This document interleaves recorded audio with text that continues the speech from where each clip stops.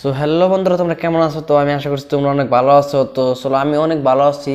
তো চলো আজকের ভিডিওটা বেশি পেছাল না পরে আর কি স্টার্ট করা যায়। ঠিক বলেছো। তুমি ঠিক তো দাও কেন? এই সময় কম, শুরু করো। পরীক্ষা কেমন হলো?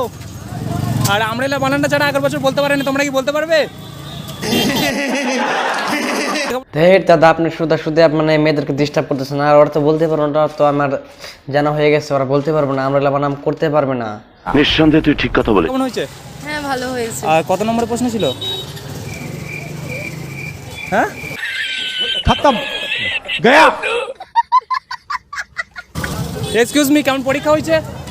কেমন প্রশ্ন এসেছিল? তোমাকে বলতে হবে না।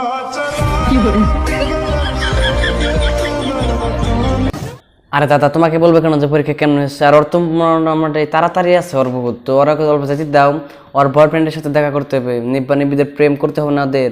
তো ওরা ওখানে জানি রাস্তায় জানে মানে ড্যান্স করবে। পরীক্ষা মানে খুব ভালো হয়েছে, তাই মানে আপনার কাছে ওইদিকে খারাতে চাইছে না, মানে ওর বয়ফ্রেন্ডে বলে যাবে।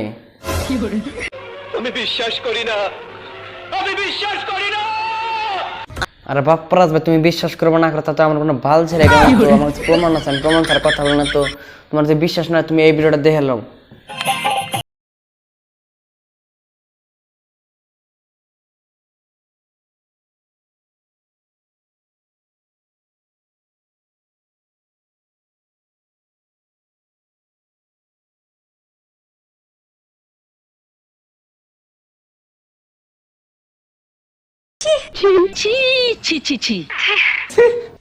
কি ভিডিও দেখলা? তো বিশ্বাস হয়েছে আল্লাহ?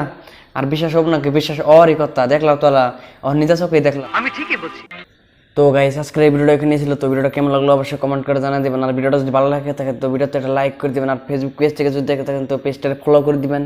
তো মিলতে আসি পরবর্তী ভিডিও নিয়ে। ততদিন আপনারা সুস্থ থাকুন, ভালো থাকুন, বাই বাই।